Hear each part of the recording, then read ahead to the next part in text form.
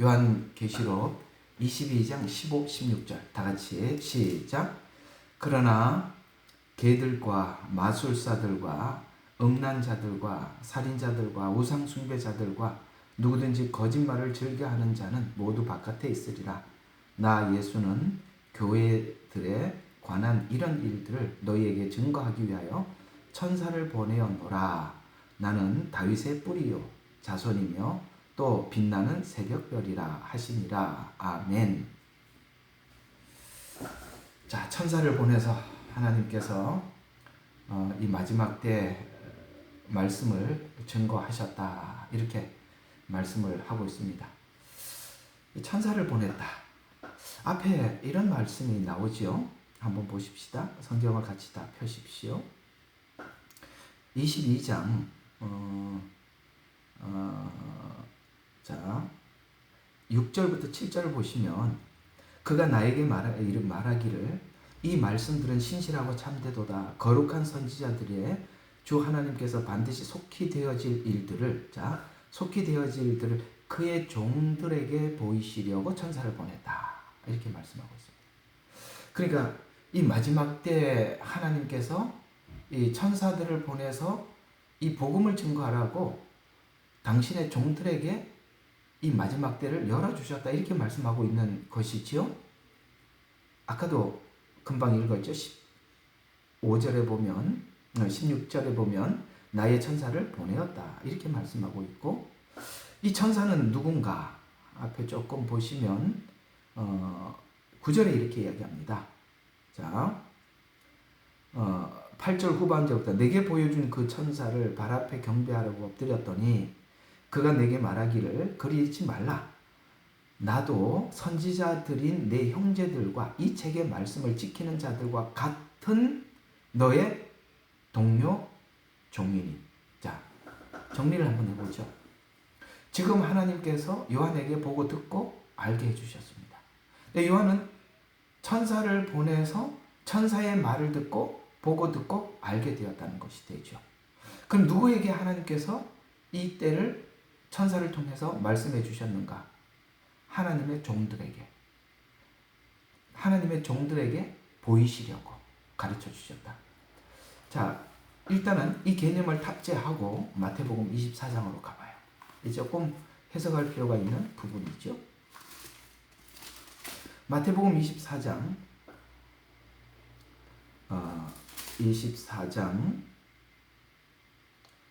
44절부터 한번 보십시다. 그러므로 너희도 준비하고 있으라. 너희가 생각지 않는 시간에 인자가 올 것이라.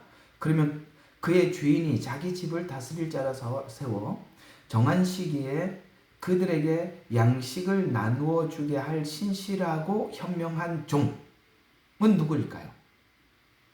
지금 마태복음 24장은 마지막 때에 관한 이야기였고, 마지막 때에 관해서 천사가 알려주었다. 그 천사는 마치 증거하는, 이게 마지막 때를 증거하는 종과 같은 동료 종이다.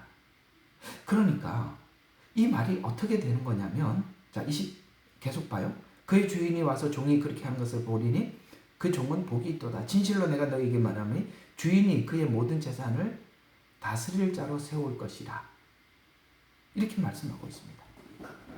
자, 오늘 요한계시록 22장과 마태복음 24장과 연결시켜보면 이런 이야기가 되는 것입니다. 마지막 때에 대해서 하나님이 보낸 천사를 통해서 당신의 종들에게, 하나님의 종들에게, 참된 종, 여기서 말하면 현명한 종, 참된 종들에게 열어주실 것이라. 그 종들은 천사의 소식을 듣고, 이 천사는 하나님의 시간과 소식을 전해주는 천사거든요. 그 소식을 듣고 증거하게 될 것이다. 그걸 하나님께서 마지막 때 다스릴 자로 세워줄 것이다. 이 재림 때 일어나는 일이라고 말씀하고 있습니다. 근데 반대로 이 소식을 듣지 못한 종이 있습니다. 48절부터. 그러나 악한 종들은 속으로 말하기를, 자, 속으로 말을 합니다. 아까 참된 종, 현명한 종은 천사로부터 들었기 때문에 마지막 때를 알게 되었어요.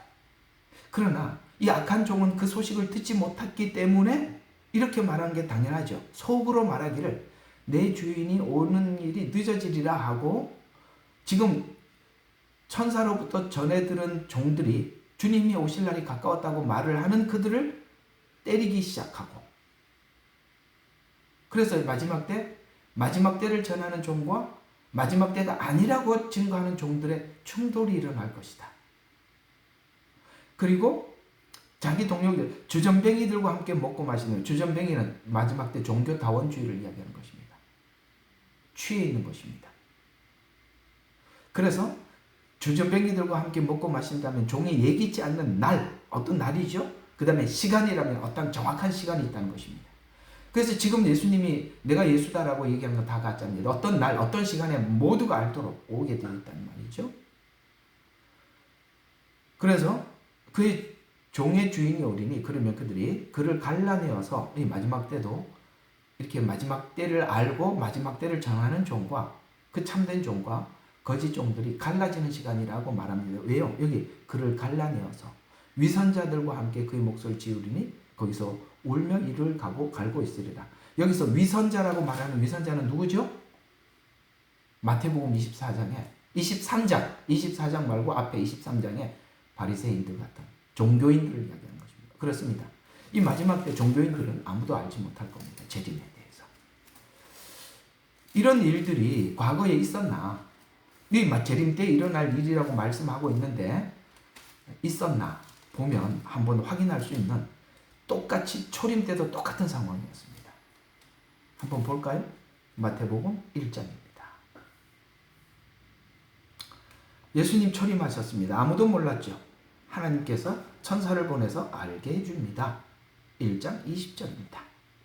자, 19절부터 한번 보시죠. 그녀의 남편 요셉은 어려운 사람이라 그녀를 공개적인 본으로 만들지 아니하려고 은밀히 단절하려고 작정하였더라. 이 일을 생각할 때, 이제 마리아가 임신한 사실을 요셉이 알았을 때, 이 일을 생각하고 있을 때 뭐예요? 주의 천사가 꿈에 그에게 말하기를, 자, 누가 전해줬어요? 여기 또 천사가 등장하죠. 그래서 천사가 말하기를, 내 다윗의 아들 요셉아, 마리아 내 아내를 삼는 것을 두려워하지 마라. 그녀를 잉태된 아기는 성령으로 된 것이라. 그녀의 한 아기를 낳으리니 너는 그 이름을 예수라 하라. 이는 그가 자기 백성을 그들의 죄에서 구원할 자이기 때문이라. 아멘. 누가 가르쳐 줬죠? 천사가 가르쳐 줬습니다. 또 계속 천사가 안내하고 있습니다. 초림 예수님을 2장 11절부터 한번 보십시다. 2장 11절부터 보면 그들이 그 집에 들어가서 모친 마리아와 함께 어린아이를 보고 엎드려 그에게 경배하고, 그 다음에 엎드려 그에게 경배하고 보물 한물 열어 황금과 유황과 몰약을 예물로 드리나 그들은 꿈에 헤롯에게 돌아가지 말라는 경고를 받고 다른 길로 고국으로 갔더라. 그들이 떠난 후 보라, 또 누가 이야기합니까? 가이드해 주죠. 주의 천사가, 초림 때 전부 다 누가 했어요?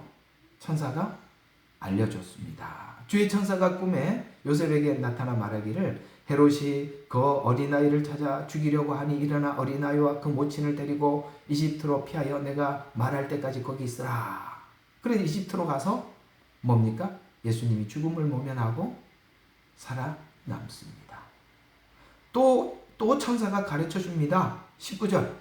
헤롯이 죽으니 주의 천사가 이집트에서 요셉에게 꿈에 나타나 말하기를, 일어나 그 어린아이와 그 모친을 데리고 이스라엘 땅으로 가라. 어린아이의 생명을 찾던 자들이 죽었느니라. 누가 가르쳐 줍니까? 천사가 가르쳐 줍니다. 여러분, 공통점이 뭐죠? 초림 예수님이 오셨을 때 사람들은 다 대부분 몰랐습니다. 그러나 하나님께서 천사를 보내서 이 사실을 알아야 될 사람들에게 알려줍니다. 재림 때도 똑같은 현상이 나타납니다. 오늘 요한에게 천사가 보게 하고 듣게 하고, 그렇죠? 그렇게 해서 기록하게 하고 그렇게 합니다. 이 기록된 말씀을 하나님은 이 마지막 때, 아까 마태복음 24장에 하나님께서 택한 종들에게 나타내 보이셔서 이 마지막 때 복음을 전하게 하십니다. 정리가 되셨습니까? 이 마지막 때 신비한 일들이 일어납니다. 날 것입니다.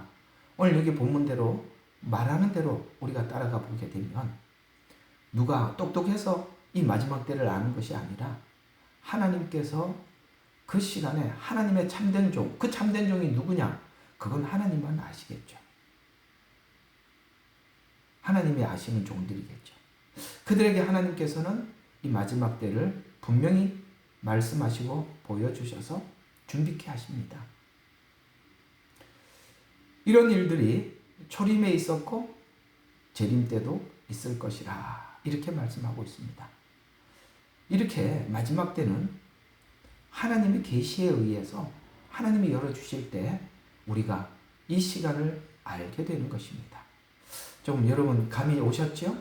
그래서 우리가 왜 모두 다 모르냐? 왜 이 마지막 때가 되었는데 알아차리지 못하느냐? 오늘 성경이 말씀하고 있는 대로 추적해 보면 하나님께서 열어주셔야 볼 수 있다. 이렇게 설명을 할 수 있겠죠? 일단 이 부분을 좀 정리를 하면서 오늘 22장 15절과 16절에 대해서 여러분들에게 말씀을 좀 드려보도록 하겠습니다. 이 계시록은 참 너무나도 중요한 한 가지 흐름이 있어요. 계시록에 두 종류의 사람들이 있다고 했습니다. 요한계시록 7년 환란은 유대인만의 구원이다라고 얘기하는 것도 틀린 겁니다. 왜냐하면 예수를 믿는 자라고 나오거든요. 그건 유대인들은 아닙니다. 그럼 여기서 예수를 믿는 자들은 빠져버리죠. 근데 요한계시록은 예수를 믿는 자가 나와요. 그러면 이것이 유대인들에게만 속한 말씀이다라고 하는 사람들 중에 이 마지막 7년 환란은 유대인들의 구원이기 때문에 7년 전 휴거다라고 이렇게 주장을 보통 하거든요. 누가 이걸 얘기하니까 자꾸 태클을 거시는데 댓글 좀 걸지 마라. 여기 있는 여러분들은 안 걸었을 거예요. 유튜브에 보면 이게 댓글을 자꾸 이상하게 다시는데 왜 자꾸 그렇게 하냐. 요한계시록 2장 3장에 교회 이야기가 나오다가 요한계시록 안에 들어와서는 3장 4장부터 4장 5장부터 안 나오기 때문에 교회 시대가 끝났다고 이야기하는 거예요. 그래서 왜 그 교회 이야기가 안 나오느냐. 휴거되고 없기 때문이라고 주장하시는데 여기 계속 예수를 믿는 자라고 나온단 말이에요. 말이 안 맞잖아요, 서로. 계시록을 볼 때는 내가 아는 사람이라고 해서 봐줘서 안 되는 거, 봐줘서는 안 되는 겁니다. 냉철하게 성경은 해석해야 되는 것입니다. 내가 친한 사람이 주장했다고 맞는 게 아니라 이 말이에요. 그가 무슨 말을 하더라도 성경을 통해서 확증을 하셔야 돼요. 내가 확증을 해야 돼요. 아시겠습니까? 유명한 사람이 말했다고 다 맞는 것도 아니에요. 확인을 해야 하는 것입니다. 여기 분명히 예수를 믿는 자들이 나오는데 교회가 휴거됐다는 말은 오늘 이 성경과 다르다 이 말입니다. 또 교회에 관한 이야기다. 유대인은 이제 끝났다. 이게 뭐 그렇게 얘기하죠. 유대인들에 대해서는 끝났다. 지금 그렇게 주장하는 분들도 부산에 있는 아무개 목사님도 그렇게 주장하시는 게 아니에요. 여기에 계명을 지키는 자가 등장합니다. 유대인. 두 축이 나온다. 자, 여러분 저번에 말씀 많이 드렸죠? 그 이야기예요. 오늘 여기 보면 계시록에 등장하는 두 종류의 사람들. 이 계시록을 이해하는데 굉장히 중요하고 도움이 되는 이야기거든요. 그래서 우리가 이 15절이 난해 구절이에요. 한번 다시 15절 봐요. 굉장히 이 15절이 어렵습니다. 자, 14절이 뭐냐면 자, 도성에 들어가려 하려 함이라 라고 하고 그러나 이렇게 얘기합니다. 여기 개들, 마술사, 음행자, 살인자, 우상숭배, 거짓말하는 자, 거짓말을 즐겨 행하는 자 다 바깥에 있으리라. 도성 밖에 있다는 얘기죠. 오늘 14절하고 연결을 하면 그러면 이 14절에 계명을 행하는 자는 복이 있나니 라고 말하는 제일 앞에 이 계명을 행하는 자라고 분명히 계명이라고 표현하고 있습니다. 그러면 이 말씀은 오늘 12장 17절에 보면 이 계명을 행하는 자가 누구냐 한번 정리를 한번 확실하게 눈으로 확인할 필요가 있으니까 12장 17절을 한번 가봅시다. 12장 17절. 자, 이 계명을 행하는 자가 이 한쪽이 이렇게 계속 나온단 말이에요. 계명을 행하는 자, 계명을 행하는 자 이렇게 쭉 나오는데 이들은 도대체 누구냐? 우리 확실하게 요한계시록 안에서 이 계명을 행하는 자가 있다고 하니 눈으로 확인을 해보자고요. 2장 17절. 그러자 그 용이 여인에게 분노하여. 여인은 누굽니까? 바로 이스라엘이라고 말씀을 드렸습니다. 12장 요번에 컨퍼런스 할 때 12장 집중해서 강의한 적이 있습니다. 여인에게 분노하여 여인의 씨 가운데, 여인의 씨, 이게 뭡니까? 아브라함의 씨. 여기 여인의 씨는 두 종류가 등장합니다. 여인의 씨가 하나는 누구죠? 남은 자들, 즉 하나님의 계명을 지키며 유대인입니다. 유대인들 중에 하나님의 씨가 있다는 거예요. 남은 자들이 있다는 겁니다. 또 하나는 누구죠? 또 한 종류가 나옵니다. 예수 그리스도의 증거를 가진 자라고 나옵니다. 두 종류가 나오죠. 12장 17절에 여기 분명히 그러면 여기서 오늘 금방 읽었던 22장은 계명을 지키는 자는 복이 있다라고 말씀을 했는데 이 계명을 지키는 자가 누구냐? 1차적으로는 유대인들이지만 여기에 누구도 포함이 되느냐면 예수님을 믿어서 예수님께서 주신 계명을 지키는 자도 포함이 되는 것입니다. 오늘 그걸 여러분과 함께 나눌 필요가 있는 거예요. 왜냐하면 두 종류가 이 마지막 때 그렇게 서기도 합니다. 자, 그러면 저는 이 마지막 때 7년 환란은 하나님께서 이삭 줍기라고 생각합니다. 이삭 줍기. 남은 자들을 이렇게 창고에 드리는 마지막 때거든요. 그때 계명을 지키는 유대인들도 있지만 예수님을 믿는 사람들 중에서 7년 환란을 통해서 저녁에 돌아오는 사람들이 있습니다. 그 흰옷 입은 많은 무리들처럼 말이죠. 그렇기 때문에 그런 사람도 있습니다. 그러나 바라고 기도하기는 여러분들이 이 시대를 거쳐서 구원받는 자가 되지 마시고 지금 현재 예수님을 믿어서 휴거하는 여러분들이 되시기를 간절히 바랄 뿐입니다. 그러나 성경은 하나님께서 이때 추수기가 있다라고 말씀은 하고 있어요. 그래서 계명을 지키는 자. 그래서 이 계명을 지키지 않는 자라는 말의 뜻은 계시록의 두 종류의 신앙이 인해서 유대인을 지칭할 때 많이 사용을 합니다. 특별히 계명을 지킨다는 표현을 사용할 때는. 그래서 12장 17절 오늘 금방 읽었던 계명을 지킨 자는 유대인을 의미하고 예수의 증거를 가진 자는 이방 교회 성도를 의미한다고 보면 됩니다.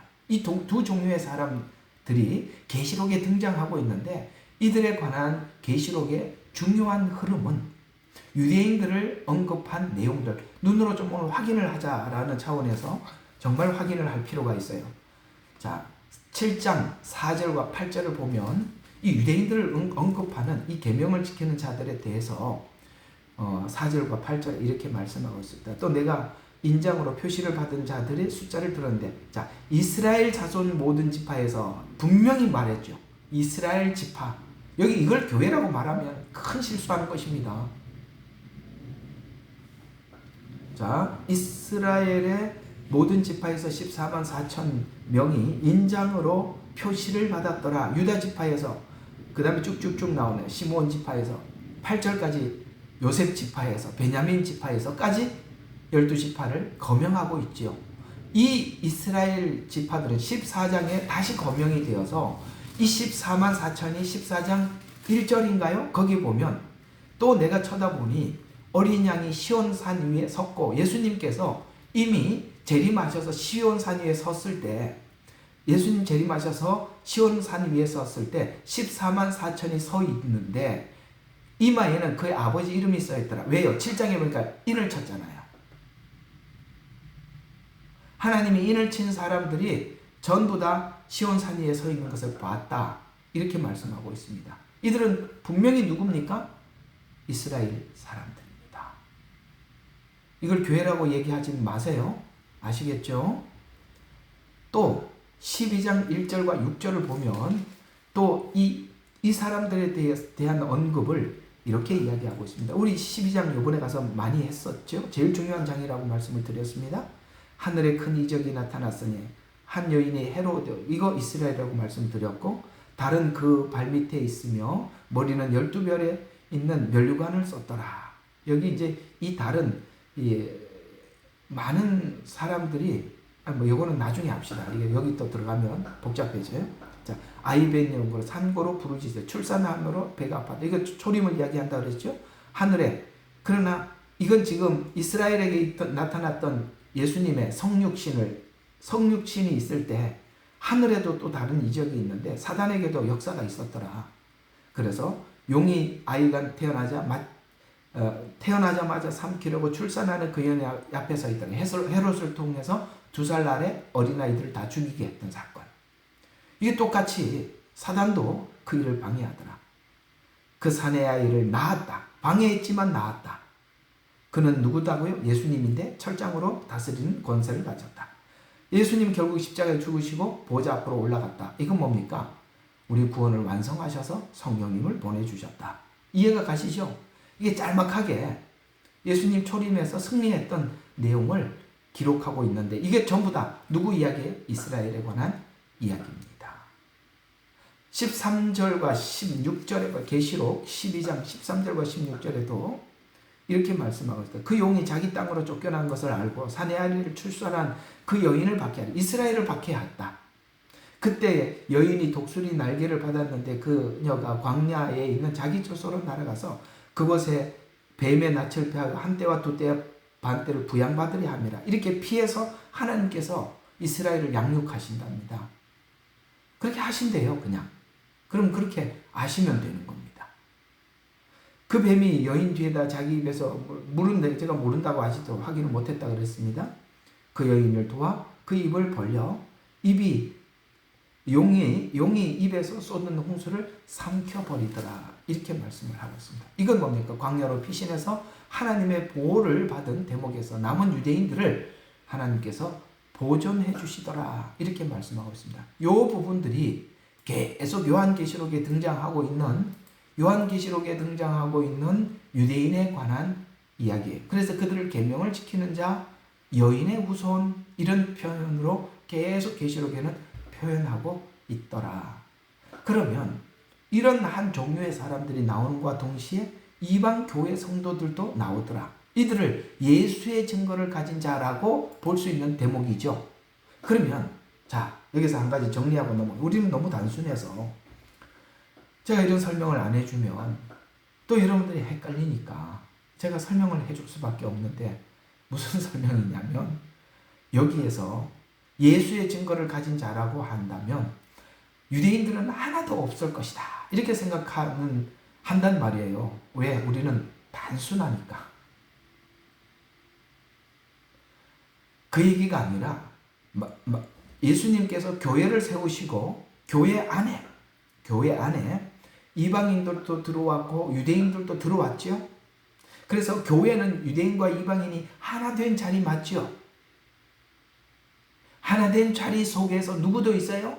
예수를 믿는 사람도 있고 여기에 이방 성도는 이방인만 이야기하는 것이 아니라 이 교회 안에 예수를 믿는 유대인들도 있기 때문에 예수 믿는 유대인도 포함되어 있다는 얘기를 해드리는 겁니다. 우리는 단순해서 유대인, 이방인 그렇게만 나눌 줄 알지 교회 안에 들어와 있는 유대인들을 배제한단 말이에요. 아니요. 교회 안에 들어와 있는 그들은 예수의 증거를 가진 자들이란 말이에요. 그러면 앞에 있는 계명을 지키는 자는 누구냐? 저 유대인들 중에서도 철저하게 예수님의 계명을 지키는 그들을 이야기하는 것입니다. 대략 보면 유대인들 중에서도 종교인들을 의미하는 것 같습니다. 이런 거는 것 같습니다. 이렇게 표현하는 게 옳습니다. 정리되셨죠? 네, 정리를 하셔야 됩니다. 이렇게 교묘한 부분에 허점을 남겨놓으면 이런 부분들을 파고 들어와서 우리가 가지고 있는 진리를 빼앗아가는 겁니다. 사단은 여러분들에게 방어막이 약한 부분을 찾아서 아주 예리하게 파고 들어가서 잡아내는 것입니다. 성경은 사단을 일컬어서 일이라 이렇게 표현합니다. 일이. 여러분 왜 성경은 사단을 일이라고 하느냐? 아가서 보면 포도원에 꽃이 피었을 때 여우가 들어와서 포도원의 꽃을 떨어뜨려요. 여러분, 지금 포도원에 꽃이 피고 나중에 열매를 맺잖아요. 꽃이 피야 열매를 맺는 거거든요. 꽃이 피었다는 것은 열매를 맺을 것이라는 것입니다. 그러니까 사단은 꽃이 피었을 때 은혜를 딱 받았을 때 아직 은혜만 받았지 말씀을 몰라. 그러니까 은혜를 딱 받았을 때 넘어뜨리는 거예요. 여러분들이 은혜를 받았을 때 조심하셔야 돼요.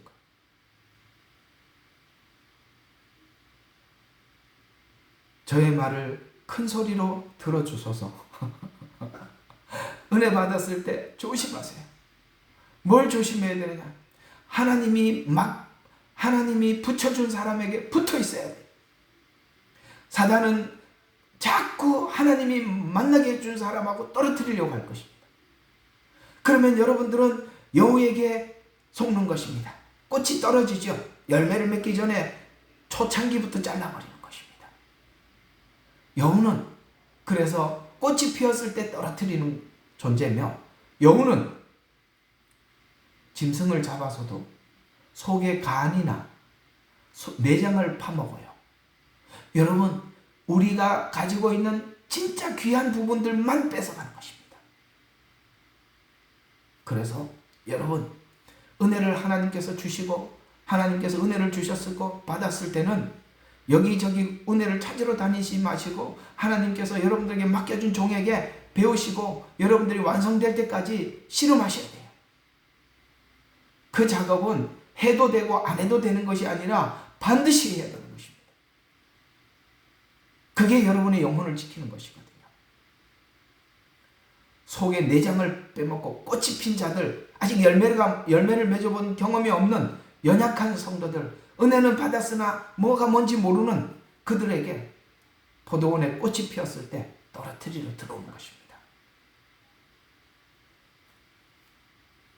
오늘 아침에 일어나서 예배를 가기 위해서 오늘 설교를 다시 한번 이렇게 훑어보고 있는데, 빨리 아가서를 하나님께서 몇 가지 정리를 하라고 하셔서 쭉 정리를 해놨는데요. 중요한 메시지를 하나님께서 주셨거든요.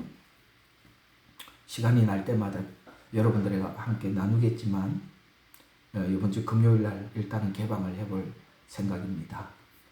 무슨 이야기냐? 금요일 날 빠지지 마시라, 이런 얘기가 되겠습니다. 자, 어쨌든 한번 계속 봅시다. 그래서 자, 이방 성도라는 거, 이방 그러니까 유대인들이 빠진 게 아니라 교회 안에 있는 유대인도 여기에 예수의 증거를 가진 자라는 것을 여러분의 마음속에 꼭 아셔야 됩니다. 유대 이방 이렇게만 자꾸 나누지 마세요.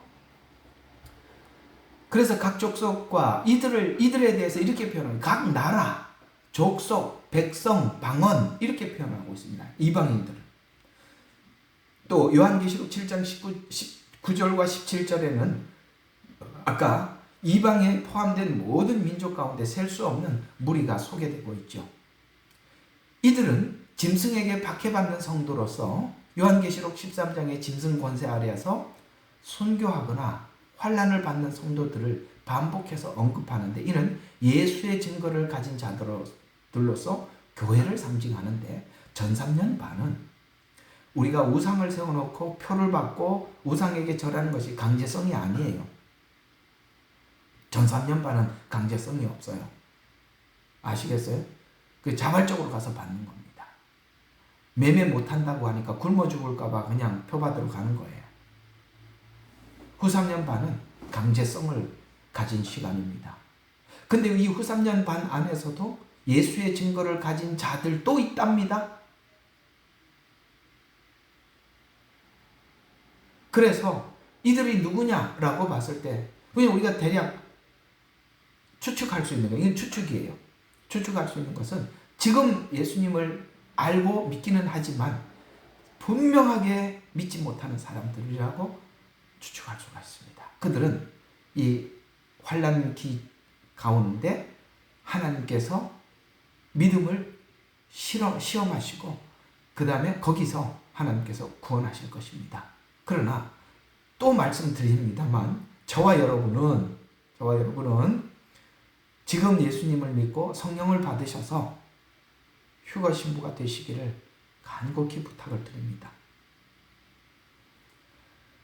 그래서 이들에 대해서 15장 2절과 4절에도 이렇게 말씀을 하고 있는데요. 15장 2절과 4절 한번 보시면, 자, 한번 봅시다. 이게 또 아까 12장에서도 그런 말씀이 나왔는데 이게 더 선명하게 나옵니다.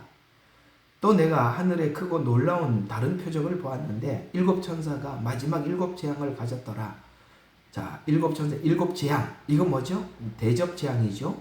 하나님의 진노가 그들 안에서 끝마치고 이제 진노가 시작됩니다. 후 3년 반은 내가 보니 자, 두 바다가 나오는데 하나는 불로 뒤섞인 유리바다 같은 것이 있고라고 해서 어떤 유리바다의 한 장면이에요. 그러니까 요한에게 유리바다라고 해서 보이게 만들었단 말이에요. 유리바다. 어떤 것을 보이게 만들었는데 불로 섞인 유리바다. 이건 분명히 아까 앞에서 14장에 보니까 포도송이를 거두라. 그걸 밟았죠. 이들이 들어갈 유리바다. 그래서 요한에게 보여줬어요. 또 하나, 그 짐승과 그 형상과 그 표와 그 이름 숫자에 대해서 이긴 자들이 들어갈 유리바다가 또 보이는데 그는 하나님의 하프들을 가지고 하나님을 찬양하는 유리바다가 바다 위에 서 있더라. 둘이 다른 곳에 있더라는 거예요. 포도송이를 짓밟는 이 사람들은 불로 섞인 유리바다에 있고 곡식을 거둬들인 그들은 어디에 있어요? 하프를 들고 유리바다에. 그래서 두 유리바다가 보이는 거예요. 이걸 보면 뭐 하나 생각나는 게 있죠. 바로 부자가 죽어서 나사로가 나골에 있는 걸 봤단 말이에요. 서로 보더라는 거예요. 근데 여기 보면 그들이, 자 보세요. 유리바다에 서 있는데 하프를 가지고 유리바다에 서 있는 두 종류의 사람들이 또 등장을 합니다. 하나님의 종 모세의 노래와, 이건 유대인들이 구원을 찬양할 때 부르는 노래입니다. 미리암의 노래라고 우리가 명칭을 붙여놨죠. 그들이 홍해를 나와서 하나님께 기뻐 찬양했던 바로 그걸 보고 모세의 노래라고 이야기를 하고, 어린 양의 노래를 부르며 아까 누구라고 이야기했습니까? 예수의 증거를 가진 자. 그들은 어린 양의 노래를 부르는 겁니다. 어린 양 찬양, 날 위해 죽으신 주님. 아시겠습니까? 우리는 어린 양을 찬양하는 노래. 유대인들은 모세의 노래. 두 종류죠. 그래 선명하게 나오죠. 하나는 계명을 지키는 자, 예수를 믿는 자. 이렇게 두 종류가 나오더라. 어린 양의 노래를 부르며 말하기를 전능하신 하나님, 주의 행하신 일은 위대하고, 그냥 똑같아요. 이 노래가 말하기를 전능하신 하나님, 주의 행하신 일은 위대하고 놀라우니 성도들의 왕이여 주의 길은 의롭고 진실하나이다. 의롭고 진실하나이다. 오늘 아까 낮에 했죠. 그의 영광을 보니 은혜와 진리가 충만하더라. 은혜 때문에 구원이 완전합니다. 이런 이야기죠. 다시 한번 뭐라고요? 은혜 때문에 구원이 완전합니다. 이게 찬양인데 우리가 하나님 앞에 가서 부르는 찬양이 바로 이거래요. 은혜 때문에 구원이 완전합니다. 은혜가 아니었다면 우리의 구원은 불안합니다. 온전하지 못합니다. 이렇게 되는 것이죠. 또 19장에 보면 어린 양의 혼인잔치에 참여하는 자들로서 신약 전체의 그리스도의 신부는 교회를 상징하므로 예수의 증거를 가진 이방교회 역시 이에 참여한다고 볼 수 있어요. 그래서 유대인들만의 구원이 아니라 이 마지막 때 예수의 증거를 가진 사람들도 구원을 받게 되는 은혜가 이 마지막 때 있다. 그래서 7년기를 환난이라는 관점에서 보느냐 구원이라는 관점에서 보느냐는 완전히 다르다. 근데 성경은 요한계시록은 도리어 어떤 쪽에서는 환난의 목적이 환난은 있는 건 사실이지만 환난의 목적은 나누는 것인데, 그래서 더러운 자는 계속 더러운 대로 있고, 그렇죠? 그 다음에 뭡니까? 하나님 앞에 거룩한 사람은 계속 거룩하게 된다, 이렇게 말씀하고 있는 것입니다. 그래서 22장 11절에 보면 불의한 자는 그대로 불의함에 있게 하고 더러운 자는 그대로 더러움에 있게 하라. 반면에 의로운 자도 그대로 의로움에 있게 하고 거룩한 자도 그대로 거룩함에 있게 하라. 보라, 내가 속히 오리니 내게 줄 상이 있어. 누가 이 상을 받죠? 의로운 자, 거룩한 자. 이들은 주님께서 상을 주시기 위해서 오신다, 이렇게 말씀하고 있으면서 이들은 이 환난을 이기고 우상에게 절하지 않고 표를 받지 아니함으로 인해서 이들에게 주어지는 축복이 뭐냐? 그로 인해서 예수의 증거와 하나님의 말씀을 인해서 목배임을 받은 자들은 이 표를 받지 않고 우상에게 절하지 않아서 어떤 일이 있게 되느냐면, 이러한 구절들은 예수 그리스도를 믿고 복음을 증거하는 성도들을 가르치는 대표적 본문으로 언급되어서 그들은 살아서 그리스도와 함께 통치한답니다. 통치한다. 이 둘의 공통점은 뭐냐면 예수의 증거와 말씀으로 인하여 순교한 자들인데 목배임을 받은 자들이고 우상을 경배하지 않고 이마에 표를 받지 않는 사람들. 이 둘의 결론은 아까 계명을 지키는 자와 예수의 증거를 가진 이 두 사람의 결론은 예수의 믿음을 가진 자 중에 예수님의 계명을 지켜 표를 받지 않고, 이해가 가요? 계명을 구약의 명령에 의해서 유대인들은 그 표를 받지 않겠지만 예수의 증거를 가진 사람들은 예수님의 계명을 지켜서 표를 받지 않는다는 거야.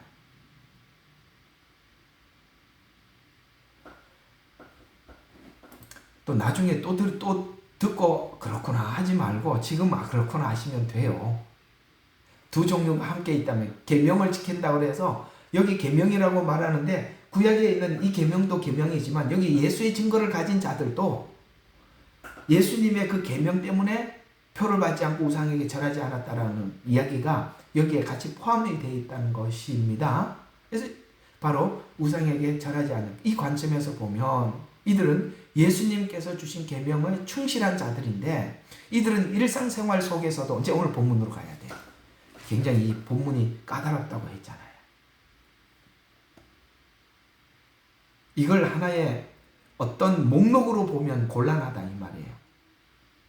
이걸 정리를 하셔야 되는 건데요. 자, 15절과 같은 행위에서 벗어난 자들임을 알 수가 있는데, 이들은 누구냐면은 바로 오늘 14절과 연결시켜보면 계명을 행하는 자들이 복이 있다라고 말씀하신 것처럼 이 대상이 이스라엘을 향한 백성을 향한 말씀이라는 걸 선명하게 알 수 있게 되고, 도성에 들어가지 못할 자, 아까 그것 중에 또 예수의 증거를 가진 사람도 있어요. 그걸 항상 둘 같이 염두하고 보시면 도성에 들어가지 못할 자들의 목록이 모두 계명과 연관되어 있음을 알 수 있어요.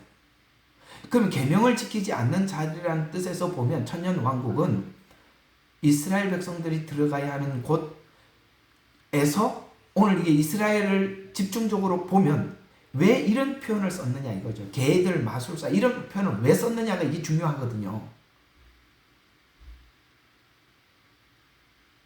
거짓말 안 하면 하여튼 이걸 정말 알아들어야 돼요. 이 말을 알아들어야 되는데, 이 내용은 구약의 율법에서 등장하는 내용들이 이게 전부다.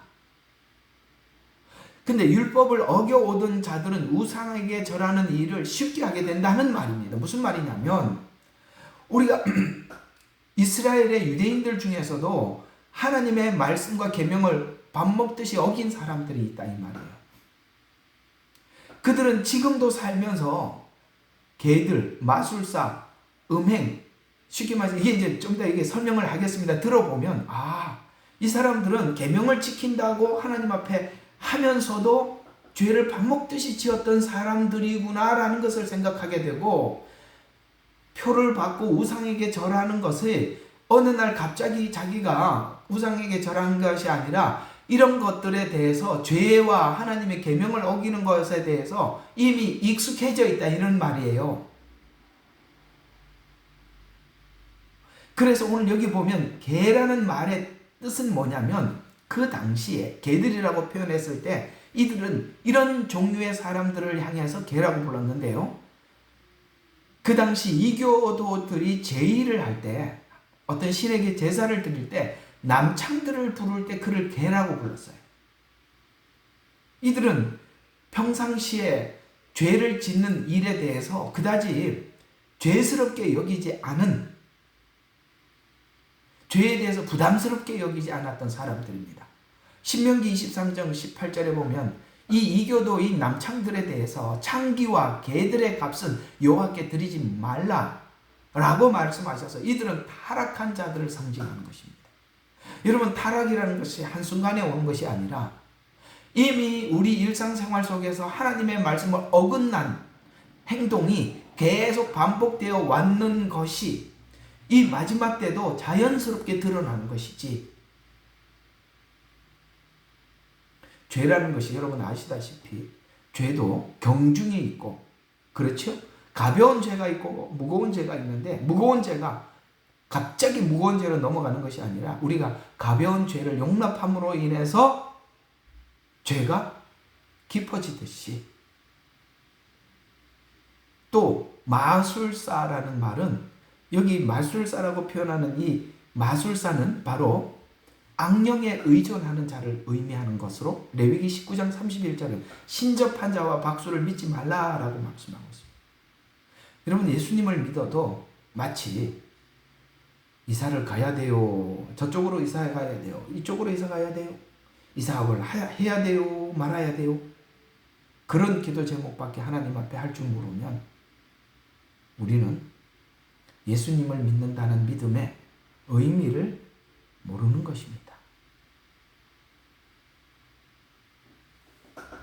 음행하는 자, 여기는 근친상간, 간음, 수간 이런 것들을 의미하는데, 레위기 18장 6절과 29절 전체에 보면 음란과 성적 타락은 하나님께 가증한 행위로 간주됩니다. 그렇죠? 이런 모든 것들도 죄입니다. 우상숭배자, 10계명에서 첫 번째, 두 번째 계명으로 하나님을 떠나는 가장 근본적인, 여러분, 하나님을 떠났기 때문에 2계명, 3계명, 4계명이 나오는 거예요. 어기게 되는 거예요. 그래서 나 위에 다른 신을 두지 말라. 다른 신을 두는 것이 자기 신, 자기가 자기 신이 되는, 나를 위해서 예수님을 믿게 되는 주인이 누구냐는 거예요. 내 마음의 주인이 누구냐. 나 위에 다른 신을 두지 말라는 것은 종교성을 이야기하는 것이 아니라 내 주인이 누구냐, 나냐 주님이냐 라고 묻는 것입니다. 하나님이 내 주인이 아니면 나머지 2, 3, 4, 5, 6, 7, 8, 9는 10은 저절로 되는 것입니다.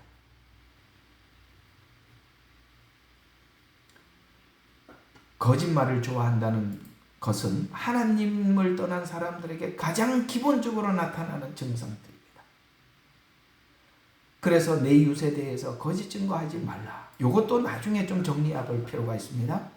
이거 거짓 증거를 하지 말라니까 어떤 사람이 어떤 성경을 이해를 못하고 계세요. 어떤 사람이 어떤 성경을 이해하지 못하고 계속 질문을 해대느냐면 도저히 라합이 이해가 안 간다는 거야. 거짓말을 했는데. 계명에는 거짓 증거하지 말라고 그랬는데 라합은 거짓 증거를 한 걸 가지고 하나님이 잘했다고, 그것도 족보에 들어가 있어요. 우리 세상 사람들이 말하는 거짓말과 성경이 말하는 거짓말은 개념이 다릅니다. 이런 것들이 다 개념 문제예요. 아시겠습니까? 뭐 거짓말, 성경에 보면 라합만 거짓말을 했습니까? 거짓말이라는 개념도 세상적인 개념과 다릅니다. 전 그런 생각이 듭니다. 중국 선교를 가면 공항에서부터 거짓말을 해야 돼요. 당신의 직업이 뭡니까? 라고 하면 거기다 목사, 선교사 어떻게 적습니까? 보자마자 추방인데요. 그러면 다른 걸 내요. 벌써 거짓말하고 들어가는 거 아니겠어요? 거짓말이라는 개념이 하나님 편 안에 있지 않고 하나님 밖에 있는 것을 성경은 거짓말이라고 얘기하는 것입니다. 그런 개념도 정리할 필요가 있어요. 자, 그래서 오늘 여기 이 쭉 목록에서 의미하는 것은 정리를 해볼 필요가 있어요. 이건 뭐냐면 불의가 일정한 시간이 갑자기 나타나는 것이 아니라 불의가 갑자기 나타나는 것이 아니라 일상에서 불의는 계속되고 있었다라고 고린도전서 6장 9절과 10절에 이렇게 말씀하고 있어요. 불의한 자가 하나님 나라를 유업으로 받지 못하는 줄 알지 못하느냐. 음행하는 자나. 여기도 똑같이 여기 나와 있어요. 고린도전서 6장 9절과 10절에 오늘 여기 있는 얘기와 똑같이 나와 있단 말이에요. 하나님 나라를 유업으로 받지 못하는 사람들이 음행하는 자나 우상 숭배하는 자나 간음하는 자나 탐색하는 자나 도적이나 탐욕을 부리는 자는 하나님 나라를 유업으로 받지 못하니라 라고 말씀하고 있습니다. 또 갈라디아서 5장 19절과 21절에 보면 육체의 일은 음행, 더러운 것, 우상 숭배를 포함해서 이를 행하는 자는 하나님 나라를 상속받지 못한다고 말한 것을 종합해 보면 죄가 어느 순간 들어온 것이 아니라 우상에게 갑자기 절한 것도 아니고 표를 갑자기 받은 것도 아니고 이것이 하나님의 계명을 우습게 여기는 그것이 삶 속에서 이어져 내려왔다는 것을 알 수 있는 것입니다. 그래서 주님께서 저와 여러분에게 부탁하는 것은 우리에게 주신 말씀과 계명을 늘 마음에 새기고 지키고 살아가라고 부탁하신 거예요. 왜요? 나를 지키려면, 나의 거룩함을 지키려면 우리가 끊임없이 하나님의 말씀과 우리 자신의 육신의 욕망과 결투를 벌여야 되는 거예요. 히브리서에서는 우리에게 이렇게까지 부탁하고 있어요. 피 흘리기까지 싸우라고 말씀하고 있어요. 대충 싸워서는 안 된다는 거예요. 왜? 사단도 집요하기 때문에 그런 겁니다. 우리는 우리 자신을 지켜야 하고 사단은 끊임없이 우리를 파괴하러 오는데 그 방법이 너무나도 교묘해요. 따라서 우리는 이렇게 정리를 할 수가 있습니다.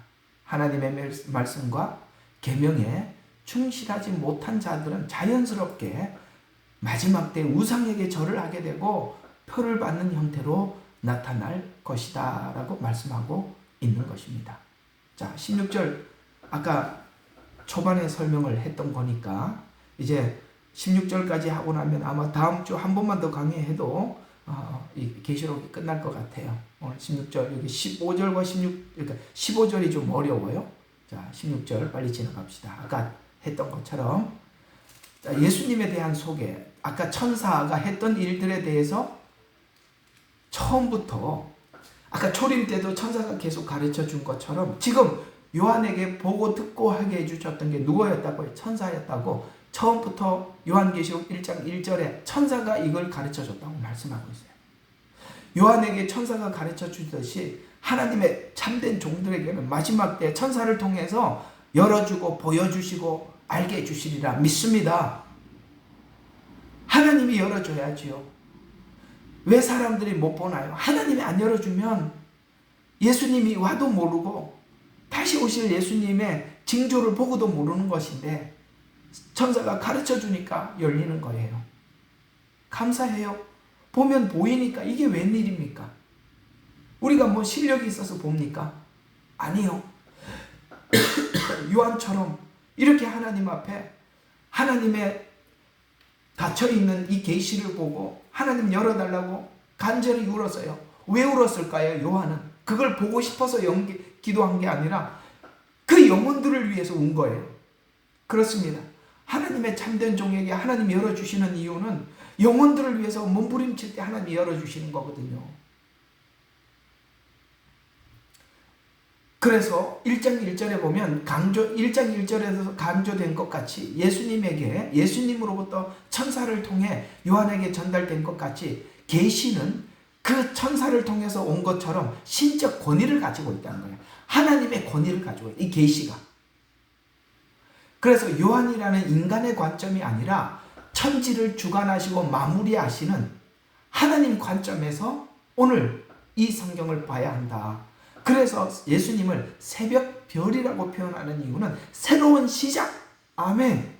요한계시록에 새벽별로 오신다는 것은 지금 새벽별이 떴다는 것은 다음날 새날이 준비되어 있다는 거예요. 새날의 시작이라는 거예요. 여기 보니까 어떤 분이 새날교회를, 교회 이름이 새날교회예요. 참 이름 좋더라고요. 새날, 새벽별. 새벽별이 지나면 새날이 시작되는 겁니다. 왜 예수님을 새벽별이라고 했을까요? 새날이 없는 것이죠. 예수님께서 직접 전달해 주는 계시다. 하나님께서 천사를 보내서 요한에게 전해 주어서, 누구냐? 즉 하나님이 직접 전달해 주었다라는 뜻에서 천사를 통해 인간의 언어로 증언함으로써 인간의 주장이 아니라 하늘의 권위를 가지고 증언하고 있다는 말입니다. 신앙의 기초는 인간의 의견이나 신화가 아님을 믿어야 한다. 천사를 통해 전한 복음은 진리며 어떤 어려움이 있어도 흔들리지 마라. 하나님이 기획한 일이다. 이렇게 말씀하고 있는 것입니다.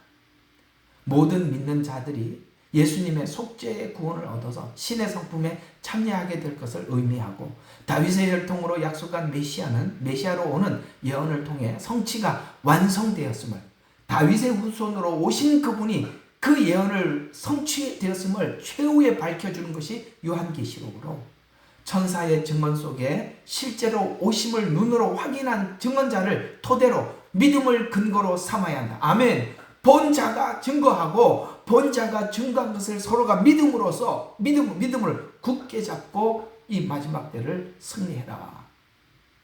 그래서 우리 마지막 때 믿음은 하나님이 보내주신 그 말씀, 하나님이 열어주신 말씀을 붙잡을 때 믿음이 생깁니다. 사람이 설명한 요한계시록은 듣는 사람에게 믿음이 생기질 않아요. 공감하세요? 사람이 풀어놓은 계시록은요, 듣는 사람이 믿음이 생기질 않아요. 그러나 하나님의 계시로 전해준 말씀은 들으면 들을수록 믿음이 생겨요. 왜요? 하나님이 전해주었기 때문에 그런 것입니다. 오늘 요한계시록을 보면 누가 이걸 믿을 수 있겠습니까? 이런 일들이 미래에 있다는 걸 누가 믿을 수 있겠습니까?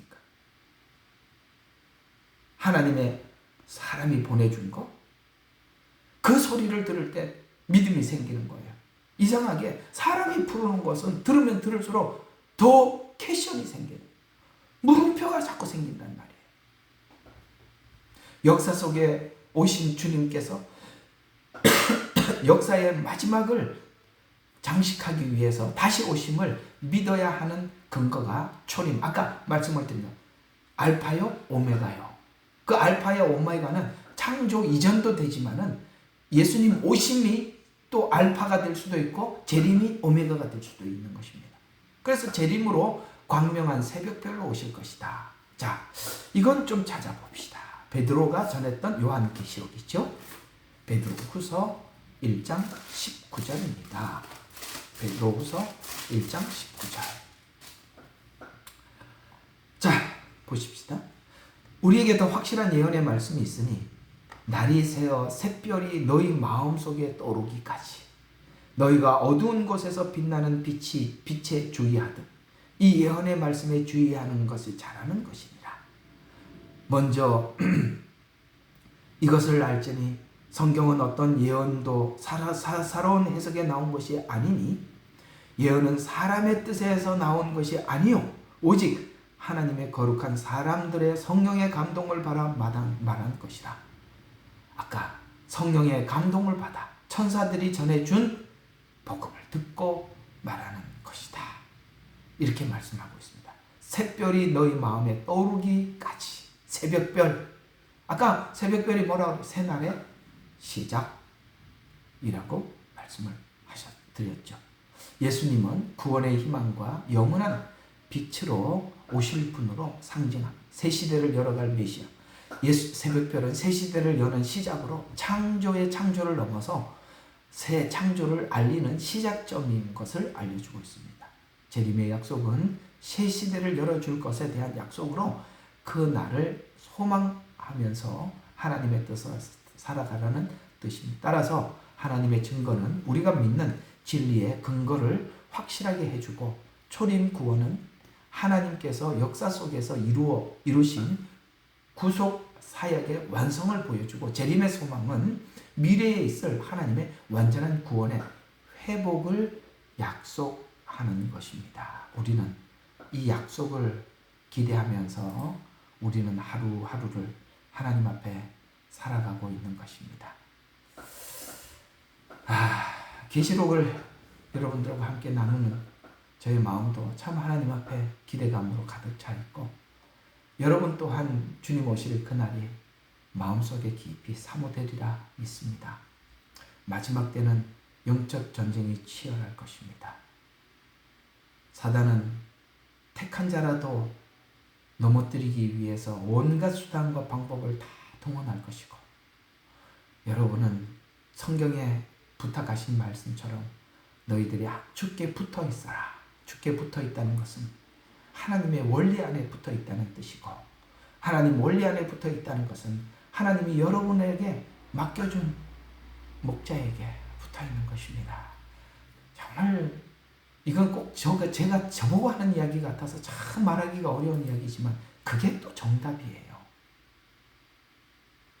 여러분이 정말 중요합니다. 이 부분은 여러분, 하나님께서 여러분의 영혼을 관리하기 위해서, 오늘 베드로도 자기는 목자라고 이야기하고 목자장인 예수님이라고 말씀하고 있고, 거기에 우리가 꼭 붙어 있을 때 여러분과 저의 신앙이 지켜질 수 있다라고 생각합니다. 말씀하고 있습니다. 우리가 마지막까지 우리 자신을 지키는 것은 겸손함입니다. 저도 끝까지 겸손해야 되고, 여러분들도 끝까지 겸손하세요. 고개를 쳐들지 마시기 바랍니다. 항상 낮추는 자세로 사시면 하나님께서 여러분을 지켜주실 것입니다. 자, 오늘 이 이야기로 마치고 겸손하라는 이야기가 느닷없이 나왔는데, 옛날에 참 정말 잊을 수가 없는 청년 때 어떤 부흥사 목사님이 오셔서, 그분이 설교한 거는 하나도 생각이 안 나는데 딱 한 가지는 생각이 나요. 우리가 이제 교회를 다니고 예수를 믿고 사람들과 관계를 갖다 보면 사람들 사이에 오해도 있고 충돌도 있어요. 누가 내가 듣기 싫을 만한 기분 나쁜 소리를 하면 사람들이 발끈하죠. 근데 그 부흥사 목사님이 항상 그런 생각이 들 때마다 이런 생각을 하시며 살으라고 교훈해 주셨는데, 그게 지금도 잊혀지지 않아요. 그래서 우리 교인들 보고 전부 다 손을 이렇게 손을 들으래요. 손을 다 들었더니 이렇게 따라하래. 이렇게 따라하래. 그래서 뭐라 그러냐면, 그럴만하이 그랬겠지. 야, 참. 이 대단하지요? 이것만 해도 넘어간다는 거야. 누가 뭐라 나보고 욕하면 그럴만하이 그랬겠지. 왜 그랬어? 막 욕하면 그럴만하이 그랬겠지. 이것만 해도 사단이 꼼짝을 못 하는데, 이걸 못 하니까 그럴만하이 그랬겠지? 이걸 모르니까 왜 그랬어? 이렇게 가죠. 해결이 좀 되셨나요? 웃으며 삽시다. 알았죠? 그렇게 사셔야 여러분을 지킬 수 있어요. 겸손만이 여러분들이 마지막까지 여러분의 영혼을 지킬 수 있는 것입니다. 기도하겠습니다. 하나님, 요한이 주님 앞에 엎드려서 주의 말씀을 받을 수 있었습니다. 우리가 하나님 앞에 엎드리지 않으면, 낮춰지지 않으면, 겸손하지 않으면 어떻게 하나님의 말씀을 마지막까지 받을 수 있겠습니까? 사단은 우리 속에 있는 욕심과 탐욕과 정욕과 비교의식으로 인해서 끊임없이 우리로 하여금 사람과 사람 사이를 나눔으로 우리가 은혜 받아야 할 자리에 나가지 못하게 합니다. 하나님, 나 같은 게 무엇이간데 이토록 사랑하셔서 이렇게 찾아오셔서 구원을 주셨는데 뭐라고 우리가 고개를 들고 교만할 수 있겠습니까?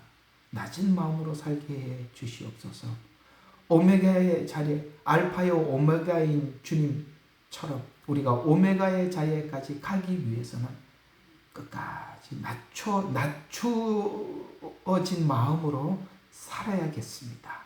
하나님, 혹 내가 고개를 들까 두려우니 늘 우리 자신을 돌아보고 점검케 하여 주시옵소서. 사랑하는 성도들 한 사람도 나고자 없게 붙들어 주시옵소서. 감사하고 예수님 이름으로 기도드렸습니다. 아멘.